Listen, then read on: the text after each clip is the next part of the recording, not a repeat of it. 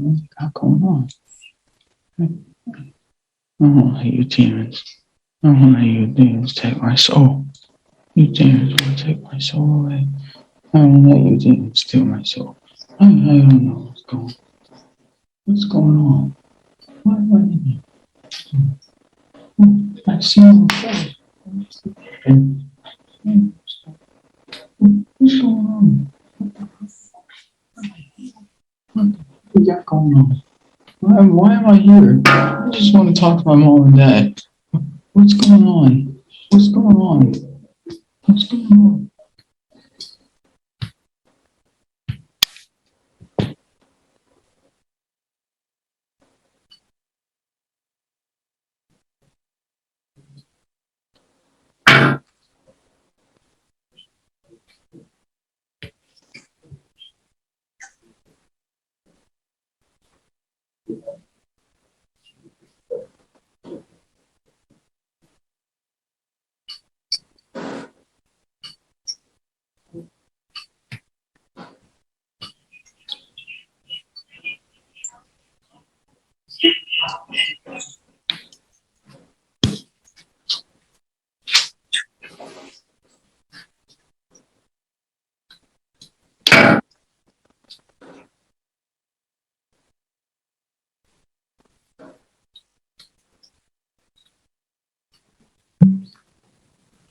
Checking registered to church.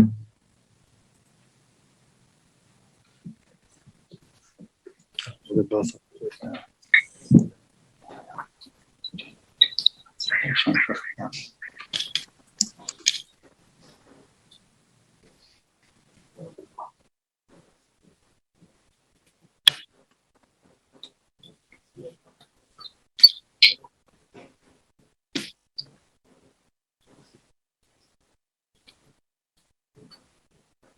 But I used to. Matter of fact, why are you this change? Hey guys, welcome to my channel. So I'm going to read you the letter that Aiden wrote to his family, the Bailey family, the judge, the apology letter that they were talking about, and then also a letter from his parents. So there's two from Crystal Smith, his mom. She writes one to the judge and then one to the Bailey family. And then there's a letter from Jason Fucci, Aiden's dad, and his stepmom. So I'll read those two. So here we go. It says, Dear Judge, my name is Aiden Fucci. I am 16 years old. First off, I want to say that I'm sorry. I'm sorry for all the pain I caused to the Bailey family. I'm sorry to the friends, brothers, sisters, mom, dad, and any other family relatives. I'm sorry that you didn't get to know her that long. You did not have any long relationships with Tristan, and for that, I'm sorry. For the community, I'm sorry. I brought all of this pain on everybody, and I'm sorry, and I know my apology will not fix anything or bring her back, but I hope it will help in some way. And for my dad, I'm sorry that he had a bad spot in his work because of me. I miss being outdoors with my dad and brothers. I miss the fun we had, like four-wheeling, paintballing, going on the long car trips. Dad, you made things fun, like the tarp to the four-wheeler, so we could slide on the tarp behind. Dad, you're special because you made fun out of nothing. Love you. To my mom, I want to send my apology as well. I'm sorry that she had to move her house because people were sending threats to the house and my family, and that my little brother and sister had to change schools because of me. Mom, now I miss your lemon pepper chicken. I miss your hugs. I miss you.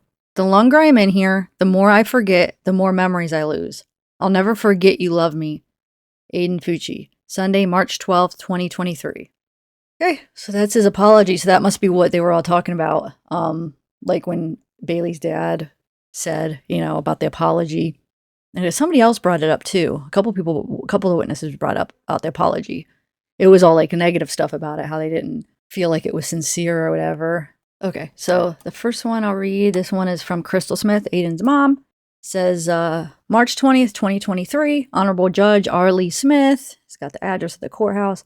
Okay, so it says, Honorable Judge Smith, upon recommendation from my attorney, it is with deepest regret that I am not present to speak on behalf of my son, Aiden, today. The day my child is to be sentenced for the murder of another child. As a mother, the love you have for your child is difficult to articulate to others unless they're a mother themselves.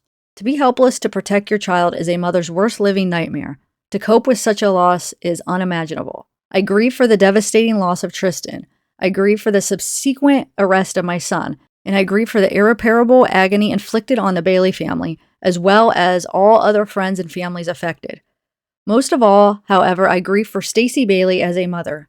Your Honor, nothing can measure the depth of despair caused by Aiden's crime and the inability to help your child when they need you most. From a mother pleading on behalf of the life of her adolescent son, please show my Aiden mercy. He is not beyond saving. Thank you. Respectfully, Crystal Smith. Another one from her. It's March 20th, 2023. The Bailey family. Although we have never met, I am writing you to express my deepest condolences for the tragic loss of your daughter. I have thought of Tristan every day since her death. I know I will think of her every day for the rest of my life.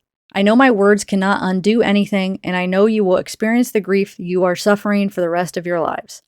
As parents, when we hold our newborns for the first time, we begin to understand unconditional love, and we begin to dream of our child's future. I understand that Aiden robbed you of that future. He also robbed himself of his future. As his mother, I cannot and have never stopped loving Aiden, but I understand that my love for him cannot change what has happened. I understand your family is forever scarred, but I also wanted you to know that we grieve with you. My prayers go out to you and your family. Sincerely, Crystal Smith. Okay, so then this is the letter from Aiden's dad, Jason, and Yasmin, which I'm guessing is his stepmother, right? Okay. There are so many things we want to say, and it's not that we don't have enough words, but we are struggling to find the right ones. There are no words to right this wrong. Those words don't exist in this situation. All we can do is express the absolute sorrow we feel within ourselves as parents and for everyone impacted by what occurred. No words can ever convey the utter heartbreak and pain we all have been enduring, each of us processing it in our own ways. It is a different kind of pain to grieve the living while mourning the child of another. Pieces of ourselves remain broken as we struggle to move forward, trying to understand the circumstances of what happened. Aiden truly is a kind and caring boy who has the love and support of an entire community of family. His parents, grandparents, step-parents, brothers, sisters, cousins, teachers, coaches, and even his Boy Scout troop. He is our baby of the family, only 14 at the time, not even old enough to drive. This tragedy blindsided all of us. We have so many positive and happy memories with Aiden, his two brothers and his two sisters upholding and creating traditions that we carried on as a family. After school and doctor's appointments, we would stop by Sweet Frog or Jeremiah's Italian Ice, and if you rode shotgun, you got to pick the playlist on the drive home. Aiden liked sitting up front, and his taste in music was so diverse and included anything from 90s hip-hop to John Denver's Take Me Home, Country Roads, a song that was sure to get the whole truck howling out of tune. If it was our weekend, every first Saturday of the month, we would take the family to Home Depot for kids' workshops, and every second Saturday, we would all go to Cars and Coffee. Aiden enjoys building cars with us just as much as he loves baking with his cousins. We remember waking up Christmas morning and deciding in that moment to drive north because Aiden had never seen snow. We ended up on Blue Ridge Mountain, where Aiden made his first snow angel and had his first snowball fight. Like most normal teenagers, he also loves video games and his phone. He especially likes mobile games where we could all download the game and play together. But he also respected that dinner with family was sacred and would often remind his siblings, no phones at the table. We had some of our best conversations over homemade chicken dumplings, which is his favorite. Aiden has always been such a thoughtful boy. He has what most would consider traditional manners. He is the first to hold the door open for a stranger. He still says please and thank you, addresses people as ma'am or sir, and will bring you a blanket if you are cold. Aiden was never too old or too cool to build a gingerbread house with his siblings or let his cousin paint his fingernails. He never turned down the opportunity to play with Legos, color Easter eggs, or sculpt some clay. We still have the clay cowboy he gave us, which he made the same day his teacher commended him on improving his reading grade. We will never forget Aiden's adoration and patience for animals. While homeschooling during the pandemic, you would often see him doing schoolwork with our family cat laying in his lap like a baby. A lot of times when our dogs were nowhere to be found, we would find them sleeping with Aiden wherever he was in the house. Whenever we were out fishing, Aiden would frequently pick up lizards, snakes, and even bunnies using a gentle hand to show us, and then release them back where he originally found them. He even showed one of us how to cradle baby chicks for the first time. Many of our other memories with Aiden involve his love of water, like when he boldly went boogie boarding at the jetties on a day when the surf was high. On another day, we took the entire family to Big Talbot, where they played The Ground is Lava. He was so silly jumping from tree to tree and climbing vines. Of course, we had to end that perfect day with some Publix subs, ham and black olives for Aiden, always. On our last family adventure, May 1st, 2021, we took the kids tubing, had lunch at Whitey's Fish Camp, and then picked up some bait at their tackle shop. Aiden even learned how to drive the boat that day. He loves anything with an engine and spent a lot of time riding ATVs, mudding, and racing go-karts. He loves paintballing, and we remember he would ask to borrow the green flight suit because it was lucky and made him feel invincible like Superman.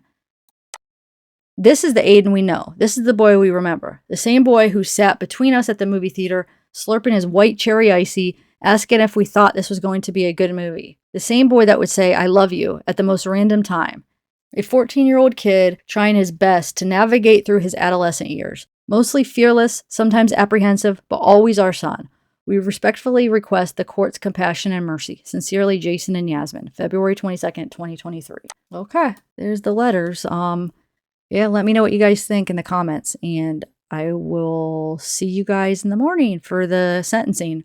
I might do a live later, not on this case, and maybe on another case, but as far as this case, yeah, in the morning, I'll see you guys. And bright and early, 9, I think it is? Yeah, I said 9 in the morning, so all right, have a good day, everybody.